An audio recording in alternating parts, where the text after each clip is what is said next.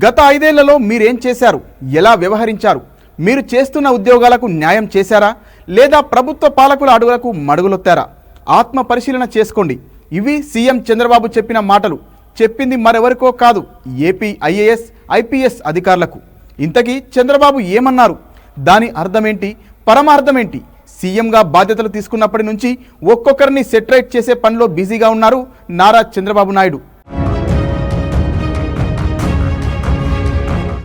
మరికొందరు మాత్రం ఇప్పటికే చంద్రబాబును కలిశారు.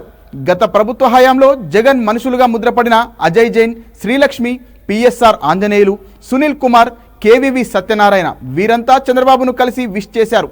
అయితే శ్రీలక్ష్మి, ఆంజనేయులు ఇచ్చిన ఫ్లవర్ బొకేను చంద్రబాబు తీసుకోలేదు. మరి వీరిని చంద్రబాబు ఎలా డీల్ చేస్తారనేది చూడాలి.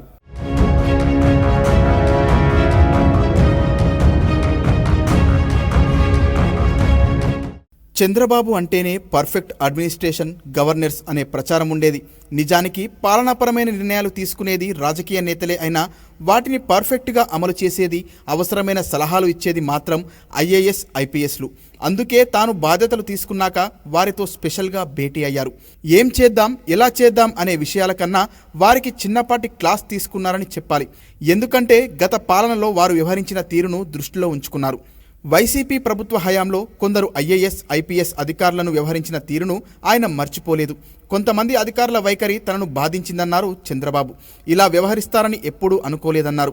తాను గతంలో పలుసార్లు సీఎంగా ఉన్నా ఇలాంటి పరిస్థితి ఎప్పుడూ లేదని గుర్తు చేసుకున్నారు.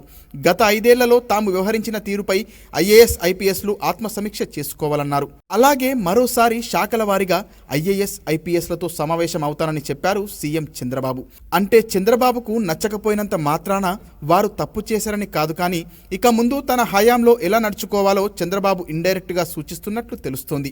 ఇక్కడ మరో అంశం ఏంటంటే ఇప్పుడు వీరు నడుచుకునే విధానం భవిష్యత్తులో ఎవరు మనసును బాధ పెడుతుందో. సరే, ఇవన్నీ కాదు, కానీ తన కనుసన్నల్లో పనిచేసే అధికారులు మాత్రం చాలా జాగ్రత్తగా పనిచేయాలని చెప్పినట్లు ఉంది చంద్రబాబు మాట. నిజానికి వైసీపీ హయాంలో నిర్ణయాలు తీసుకున్నది ఆ పార్టీ పెద్దలైనా అమలు చేసింది మాత్రం ఈ అధికారులే కదా. అందుకే వీరు చేసిన తప్పులను రివ్యూ చేసుకోవాలని చెప్తున్నారు చంద్రబాబు. అంతేకాదు, వైసీపీ హయాంలో అన్నీ తామై వ్యవహరించిన కొందరు అధికారులను ఇప్పటికే చంద్రబాబు దూరం పెట్టేశారు. వారిని కలిసేందుకు ఇంట్రెస్ట్ చూపించడం లేదు, అపాయింట్మెంట్ కూడా ఇవ్వడం లేదు. ఇలాంటి అధికారులంతా ఇప్పటికే సెలవుపై వెళ్లిపోయారు. అజయ్ జైన్ చంద్రబాబుకు వ్యతిరేకంగా సిఐడికి స్టేట్మెంట్ కూడా ఇచ్చారు. చంద్రబాబుకు వ్యతిరేకంగా కుట్రలు పనిన అప్పటి ప్రభుత్వ పెద్దలకు ఆంజనేయులు పూర్తి స్థాయిలో సహకరించారని ఆరోపణలు ఉన్నాయి. అప్పటి సీఎంఓ అధికారులతో కలిసి శ్రీలక్ష్మి పెద్ద ఎత్తున అవినీతి చేశారని ఆరోపణలున్నాయి. ఆర్థిక శాఖలో పెద్ద ఎత్తున అవకతవకలు జరిగాయని కేవీవి సత్యనారాయణపై ఆరోపణలు ఉన్నాయి. ఇలా ఒక్కో అధికారిపై ఒక్కో ఆరోపణ. అఫ్కోర్స్ టీడీపీ నేతలు చేసినవే.